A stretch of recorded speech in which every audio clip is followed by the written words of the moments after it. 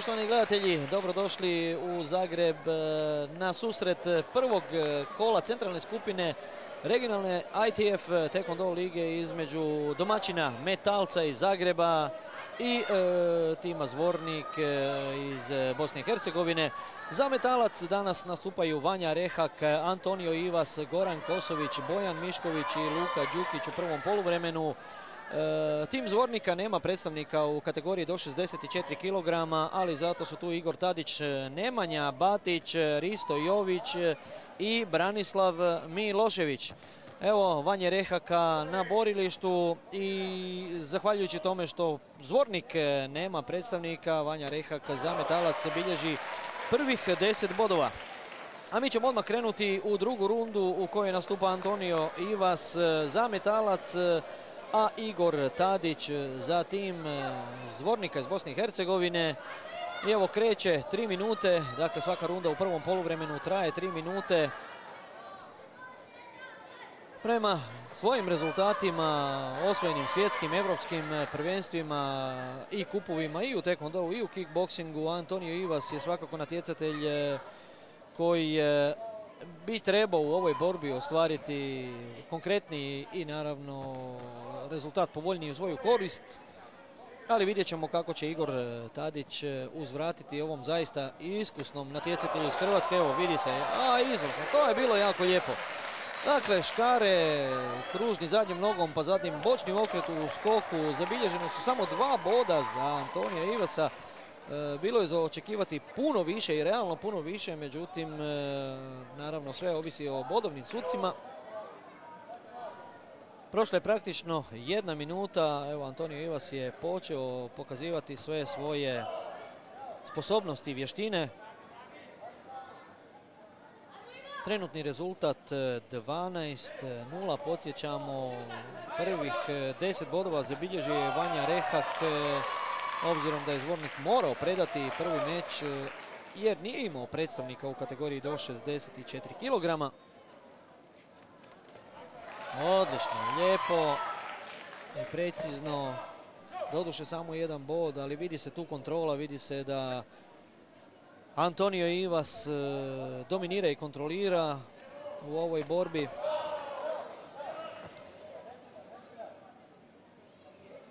A čuju se i eto i sugestije trenera sa strane, trener Metalca gospodin Branko Pomahać, a trener Zvornika je gospodin Duško Kusmuk. Trenutni rezultat 13-1, još je minuta, nešto više od minute ostalo do kraja ove druge runde. Ovo je izmjena udaraca, međutim nijedan nije završio na cilju, nijedan nije jedan od onih udaraca koje bi trebalo bodovati. Mislim da će dečki morat malo više nogama raditi, to suci u Taekwondo verziji International Taekwondo Federation cijene, boduju. I evo, to su ti pokušaji, svi su blokirani, svi su zaustavljeni na vrijeme, tako da je rezultat zaustavljen na 13-1 već gotovo cijelu 1 minutu. A do kraja ove druge runde ostalo je 23 sekunde.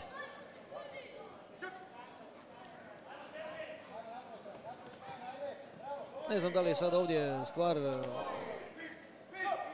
obzirnosti ili sigurnosti, pa ni jedan ni drugi natjecatelj ne rade nešto što je previše riskantno. Ovo je bio pokušaj udarca u okretu Igora Tadića, ali previše sporo, naravno da to nije imalo šanse da nigdje završi.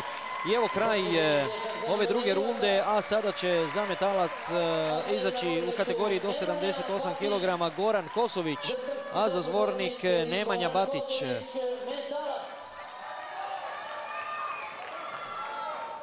Nametnuti će ritam, vrlo vjerojatno sada Goran Kosović. Evo jednog udarca u okretu, čini mi se preko ruke, tako da neće biti suđeno ništa od bodova. Odmah je tu Goran nametnuo ritam Nemanji Batiću.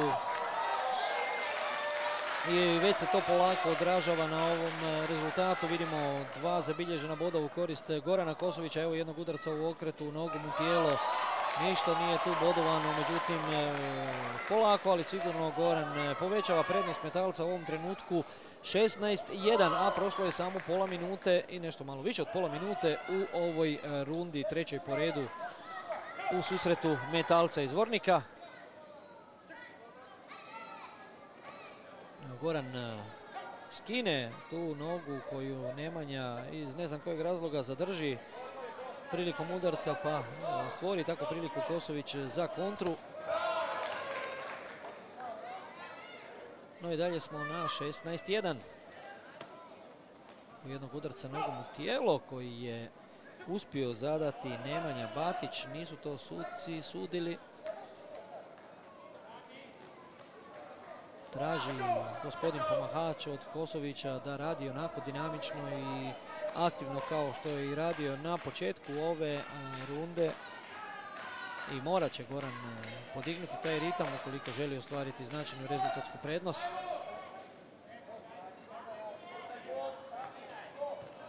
Ponovno jedno skidanje noge i naravno odmah utrčava Kosović sa kontrama. Trenutni rezultat 17-2, evo 18, bio je ovo čisti udarac lijevom nogom, kružni udarac u tijelo. I evo nas u praktično posljednjoj minuti ove treće runde. Tu su se malo spetljali, nitko ne izlazi iz tog klinča, pa naravno sudac mora prekinuti borbu. Nemanja Batić izgleda da više nema snage ili pak jednostavno nema rješenja šta napraviti, pa eto, na neki način izbjegava borbu, ali Goran to polako nadograđuje. 1 po 1 bod i evo ga već na 19-2. Krenuo je sa 13, podsjećam, sakupio je dakle u ove 3 minute za sada 6 bodova, dok je Nemanja Batić uspio zadati samo jedan čisti udarac koji su suci bodovali kao jedan bod naravno. 20 sekundi prije kraja Goran Kosović povećao vodstvo Metalca na 20.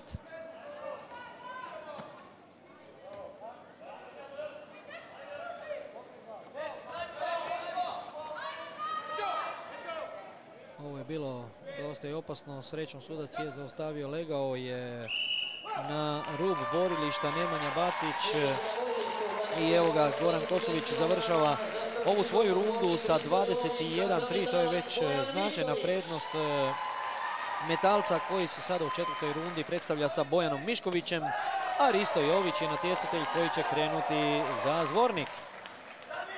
Odlično to kontrolira Bojan Mišković.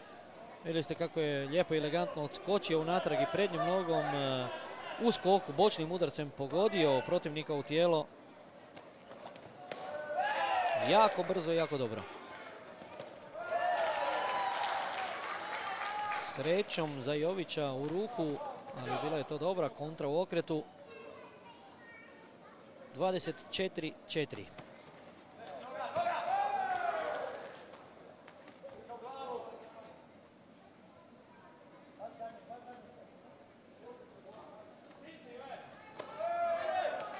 Pravovremeno ima zaista feeling za onaj pravi trenutak kada treba reagirati Bojan Mišković.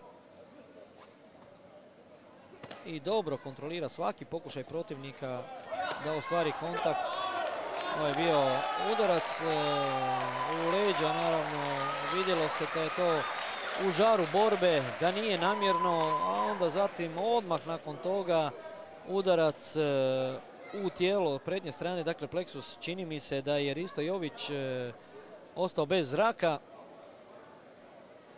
i vjerujem da će ovo biti zabilježeno kao dodatnih 5 bodova za Metalac. Vidjet ćemo sada odluku glavnog suca gospodina Emina Durakovića koji je taj koji odlučuje da li će to biti zabilježeno. Idemo dalje ipak sa 25-4. Pretpostavljam da je ipak Jović ostao na podu zbog onog udarca u leđa. No u svakom slučaju Bojan Mišković dominira u ovoj borbi, vidite i sami.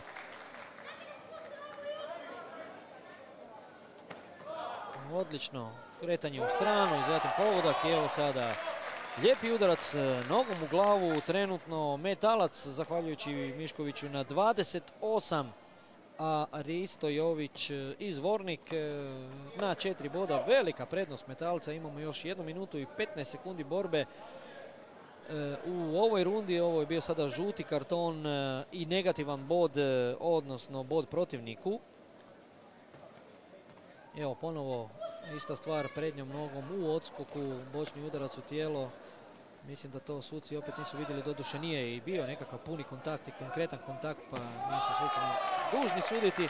A evo eksplozija zadnjom lijevom nogom, kružni u tijelo. I to se jednostavno moralo vidjeti. Ovog puta došla je noga, tko zna od kuda, do glave Riste Jovića. Lijepo je to odradio Bojan Mišković i polako se penje na 31:5. Velika prednost zagrebačkog Metalca u ovom trenutku. 30 sekundi do kraja treće runde, odnosno četvrte runde, ispričavam se, u ovom meču. Lijepo, lijepo, lijepo. Svaki put pogodi, doduše ponekad i preko ruke, međutim i to je ono što napravi nekakvu štetu, izmori protivnika.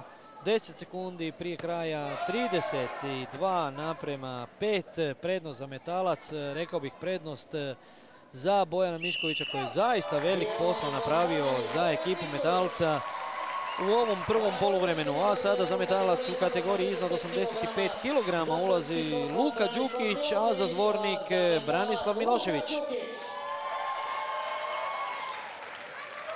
Dugački Luka Đukić, poznat u krugovima, u taekwondo krugovima u Hrvatskoj, ali naravno i šire, kao uspješan natjecatelj. Imao je svojih pauza, rekao bih, u karijeri u posljednje vrijeme zbog posla, međutim evo odlučio se pomoći svojoj ekipi u ovogodišnjem izdanju regionalne taekwondo lige.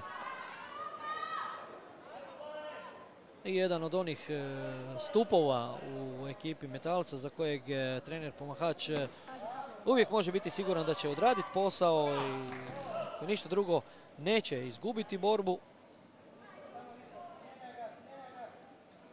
A podsjećam, krenuli su sa 32:5 nakon borbe Bojana Miškovića i Riste Jovića. Luka Đukić jednostavno mora zadržati tu prednost, ali evo polako će izgleda i nadograditi. Kružni zadnjom nogom u tijelo, čisti udarac, jedan bod naravno za Metalac. 34:6 u ovom trenutku.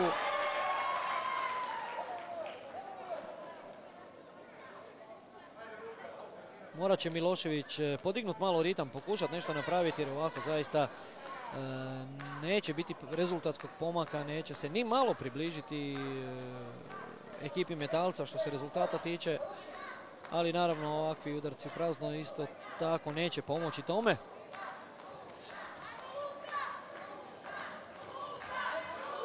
Dobro, za sada Luka kontrolira, doduše ne poentira previše, međutim mislim da će evo u ovih minutu i 10 sekundi do kraja prvog poluvremena uspjeti zadržati rezultatsku prednost Metalca koja u ovom trenutku iznosi 34:6.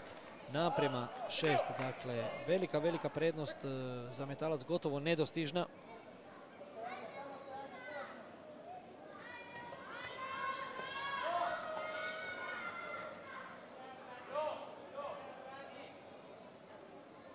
Traži trener Metalca od Đukića da ipak aktivno radi bez obzira na tu veliku prednost.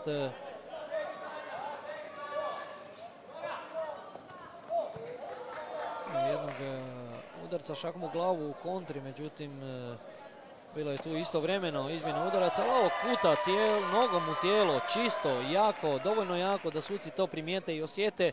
I evo ga Metalac na 35, Zvornik na 7. Dakle, u ovom trenutku Luka Đukić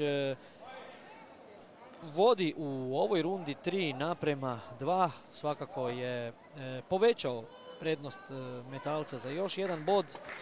No, treba to i odraditi do kraja. A evo nas na kraju prvog poluvremena koji je Metalac završava u svoju korist i to rezultatom 30.